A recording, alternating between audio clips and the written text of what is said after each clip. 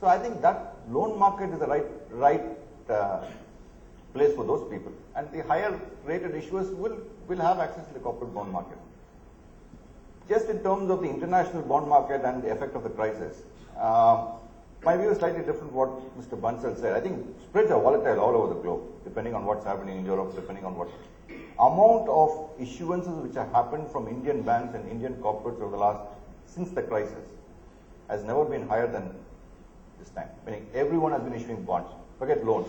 Every bank has been issuing almost every quarter close to 500 million, every quarter, every half year. And number of banks who have tapped the MTN market has just increased. SBI has done 2 billion over the last quarter, one euro bond issue, $1 bond issue.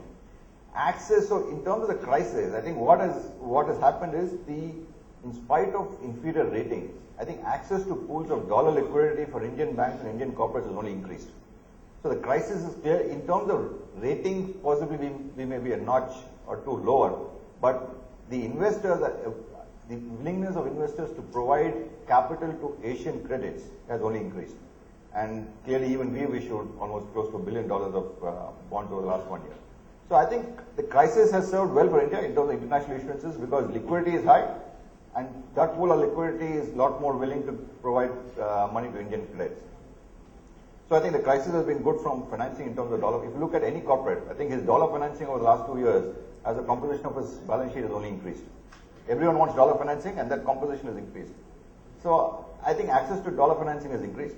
Corporate bond market, in my view, is, I think we have something which is on par with something most of the countries in the world. I think very, very rarely do you find markets where long-term infrastructure projects get funded by, which have huge development risk funded before commercial production by bond markets. I think those are something which we should be careful in expecting. If you have such high expectations, then I think we are going to be in trouble. Thanks. Thank you, Srini. So very, very straightforward, no diplomacy. We have indeed a thriving primary market, but secondary market is not happening, and Srini is saying even government bond doesn't have a secondary market, so we shouldn't bother about much. Since there is no junk bond market, so the lower rated corporations will go always for maximum. And finally, this crisis, global crisis, is actually good for Indian corporations. We are raising money cheaper overseas. Access is there. Cheaper is depending on market conditions. Okay. So we are sticking to time. Mr. Dogra. Yeah, thanks, Kamalda. Let me tell you that there is a lot of flack against credit rating agencies, but you have to divide credit agencies in two blocks: one domestic rating agencies and the international rating agencies. And I think a lot of flack has fallen in the lap of international credit rating agencies. And fortunately, I am a domestic rating agency, and I don't belong to any one of them. Of course, in India there are domestic rating agencies which belong to that block, but certainly since credit rating generic is under contest, I think I need to speak. Meaning you are saying you don't have any overseas partner. In that sense. Yeah, we don't have one partner. Yes, that S&P and Moody's has no role in my company. So, and they are under flag, and the Fitch third one is already present in India also.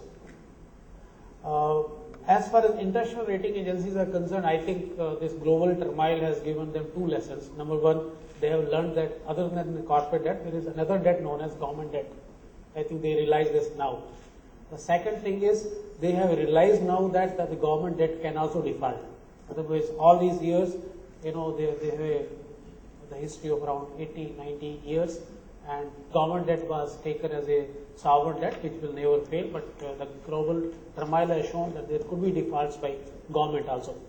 As far as India is concerned, fortunately we have been, the Reserve Bank has been quite happy with, we were unhappy and they were putting a lot of restrictions on securitization deals and all that. In fact, some of us have gone on record saying that Reserve Bank is trying to stifle the securitization market, but I think it's a good thing. In hindsight, we can say that I think they did a good thing by not opening up the securitization market to that extent. All those PTCs, single CLOs were quite clubbed by RBI at that point in time, and in fact some of the rating agencies were not happy with that kind of situation. But I think because this, not to talk of subprime borrowers, but even prime borrowers were not securitized and were curtailed, I think we didn't have that kind of fate which international credit agency has gone through. But certainly we have to learn lessons because our market is also developing, and I think those days are not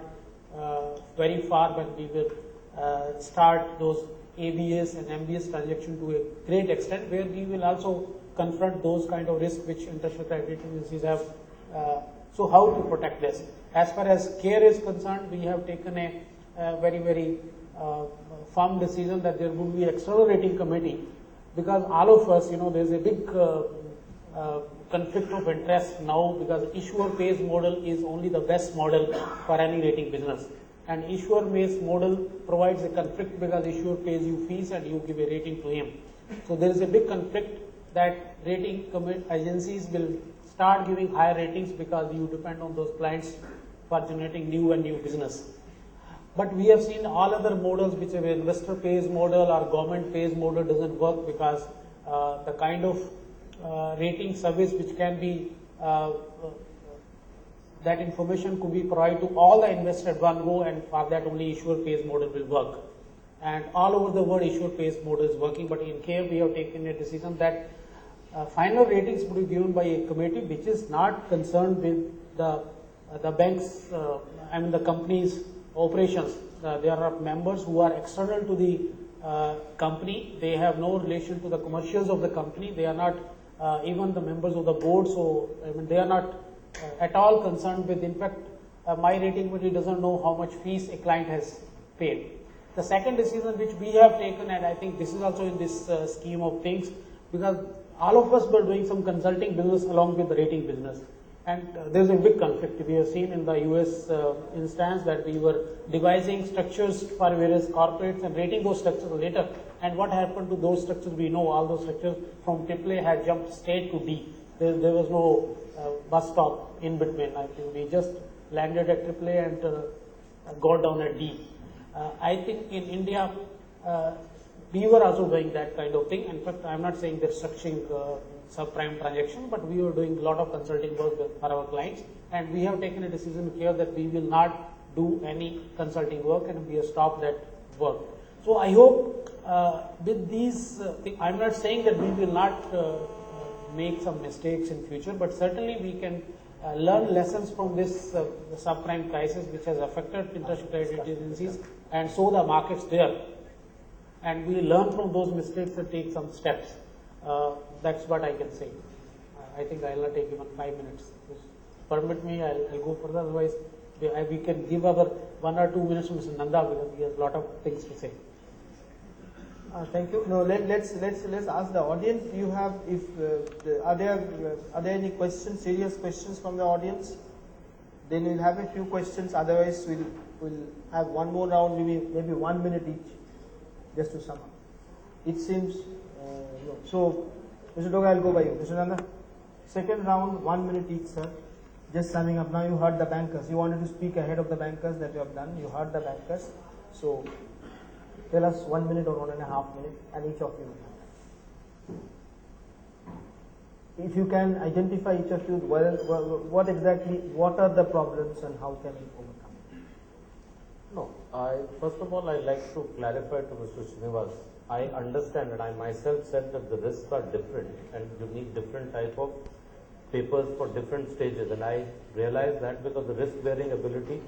All I'm saying is that there is no developed market today. If you look at any of these power or other infrastructure projects, they're primarily lending either on the supplier's credit or on banks. There's not matured debt market, and I'm saying that you need separate segments of market. You may have like we all put part of our equity into part of our savings into equity, and we'll put part in the debt because we have some ability to take risk. So it's a question of how you do it. The other thing is that in any situation, unless there is a secondary market, the primary market doesn't flourish. You take your stocks, you take. So you need to have a secondary market for the primary market to flourish, because everybody wants exit. Nobody wants to be wedded to it for life.